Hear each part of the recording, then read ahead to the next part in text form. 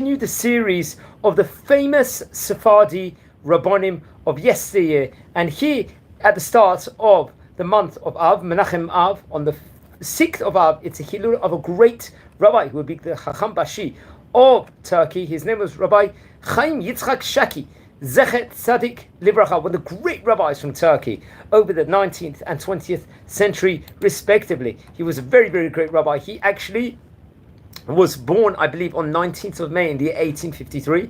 He passed away on 10th August 1940. That was, as I stated before, Vav Ab. He was a great orator. He was a great rabbi. He was part of the great rabbi of Koushta. He would become the Chacham Bashi, the head rabbi of Turkey. Also very prominent positions.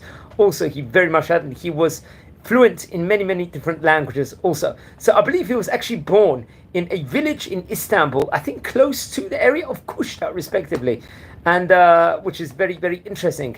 And it was an area which had a lot of great Talmidei Chachamim. He learned in a Talmud Torah in Koushta also, I believe. And after he finished his learnings, I think he went to the yeshiva of Harav Shlomo Kimchi. Over there he learned the Gemara, respectively, and the Poskim.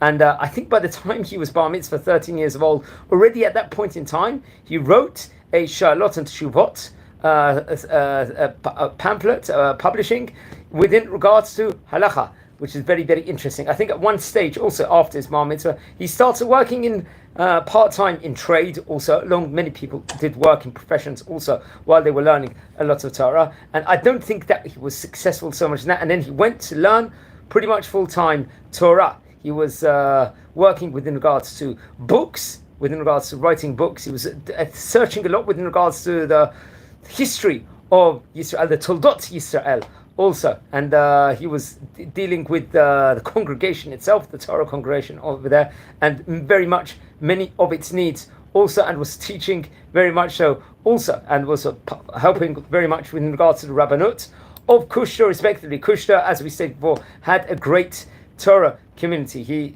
as well as his Torah study, also he was engaged in literature and science, and also he was very into the history of the land of Israel and the Hebrew language also, which is very interesting. He spoke many different languages, including Ladino at the time. That was a main language, fluent in Hebrew, in Spanish, in French, and also Turkish. And this was very much thanks to all the research he had done and engaging with experts in Turkey with regards to the history of the Jewish people. I think he was very much in touch with other great rabbis, including Rabbi Abraham Danon, who was another great rabbi and a historian of Ottoman Sephardic Jewish educator. He was Shlomo Rosanis, who was also one of the great historians of the Jews of Spain, and Rabbi Abraham Galanti also was another great rabbi. He associated himself with. These were great historians also. He was looking into the philosophical literature of the Middle Ages, also was reported over, and his knowledge of Torah and Jewish sciences improved and imbued his incredible knowledge within regards to Hebrew literature and Hebrew grammar. Also, he would concentrate a lot within regards to spreading religion and doing kiruv within regards to his Jewish history also. It's actually interesting. We spoke about another great rabbi, I think it was a chief rabbi of Turkey, Rabbi Moshe Halevi Effendi. Effendi is a title given to some of the great Arabic experts and great rabbis also. He happened to be the chief rabbi of Turkey, and during his tenure as the chief rabbi of Turkey, Rabbi Moshe Halevi Effendi, Rabbi Shaki was appointed the treasurer of the country's chief rabbiner at the time, which is a very prominent position. And he was reported over to have served as a member of the spiritual committee, also the Supreme Religious Council of the Jewish communities in Turkey. And then later he served as a member of the Supreme Court of the Jewish community in Koushta. And then he became the Ab Bet Din also. And I believe he had connections with many, many of the people at that point in time. I think at that stage in time, Rabbi Chaim Nachum Effendi was very close to also. And it's actually interesting, at that stage in time, Turkey very much had strong connections within regards to the Jewish community all over internationally, especially in Syria, in Aleppo, in Akhala, respectively also, where they were in constant, robust discussions within regards to different important necessities within regards to the Jewish community. And very much at that stage in time. It's reported over he went to Jerusalem at one stage in time, and I believe Rabbi Nachum Effendi sent Rabbi Shaki as his official representative to the land of Israel, where he visited Tiberias and various parts of the community. And I think he had a close connection with also Rabbi Chaim Abu Lafia, who was also another rabbi over there.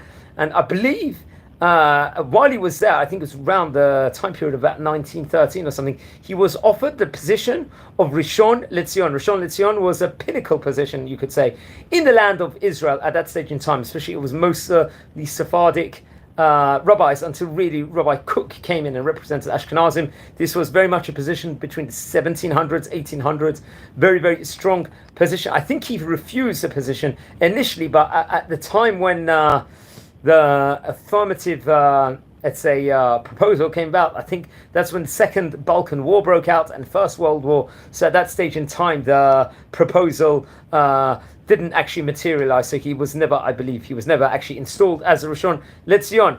And it's actually interesting that he actually would, after the passing of Rabbi Chaim Bezarno, who was another great rabbi, I think this was in the year 1931.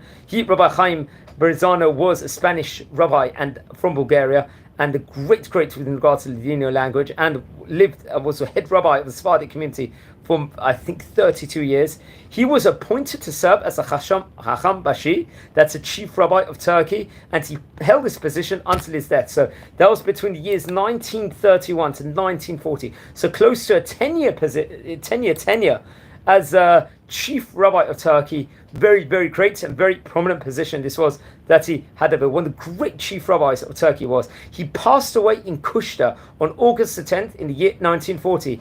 Many thousands of people attended his funeral, including various representatives, especially of the Turkish government. He had close connection, not just with the Jewish community, with all over. It was reported over, I believe, a delegation from the Armenian Gregorian Church and the Greek patriarch with a delegation of priests even attended this at that point. He was seen as the highest esteem from people just internationally, really touched many of the people in the world Jewry and especially in Turkey also. Now he wrote different books with regards to which said that he was a historian, very much so, and he wrote different writings which came out. I believe it was printed in Ivrit and in Ladino on, I think, in the Shas and Poskim it was dealing with. Let's look. La Historia Onib Risal, which was a Historia Ha'ulamit. He actually did a publication within regards to the Toldot, Am Yisrael B'Kol HaToftzot, from all the different regions, basically within regards to the history of our fantastic country, Am Yisrael, respectively. I think this was between many years, if I'm not mistaken. Then there was a Truzorot Dil Zodi Zama, which was a special Jewish publication over there, or Mali Da'avot. Also, these were Perush on the Pirkei Avot, Ethics of the Fathers. I think this was divided into two sections. Also, there was Kitzur Toldot Yadut, also, which was on the great Rabbanim from the Mishnah and the Migdolei Ha'umah, from the great rabbis from across the world. There was a Bina Li'itim also, which was let's say a calendar of the year, which I think was printed in Arabic, if I'm not mistaken, in the year 1897. It was published in Kuşta. Then there was Mamloes al Shira Shirim. I believe it's reported over that he had published in the year 1899 in Kuşta. Also, there was El Arabol Di Bidas. This was Etz Chaim, also, which was, I believe, printed in 1924 in Kuşta. Also, the Il Zodizamo Tradis Inolon, or Hayudit HaMusortit, which is a Ktav Yad printed in the year 1938 in Machberet Kiddushin Al Tzana'ai. This was a psak on the Ka'atva Kiddushin, which was, I think, with various rabbis in Kuşta. This was printed, and I think it was printed in Hebrew year Taf Resh Pei Dalet in Kuştan Dina, if I'm not mistaken. Also, he was one of the great chief rabbis of Turkey. And his rabbi himself, his Rav was Rabbi Shlomo Kimchi, and one of the great rabbis with regards to diktuk of different languages across the world. Also, it's his Hilula here on Vav. Don't forget to light candles in his memory. He passed away in Istanbul, in Turkey, and he was actually born on Yud Aleph Iyar in the year Hey Taf Resh Yud Gimel in Istanbul, in Istanbul. respectively also. So please don't forget to light candles in memory. We've covered more than 320 great Rabbanim from the Sephardic countries in this series over here. Don't forget to like the videos, share the videos out. We're a community here, trying to learn about the wisdom of the great Chachamim of the Sephardic Edut Mizrach countries of yesteryear. Wishing you all a great day and take care.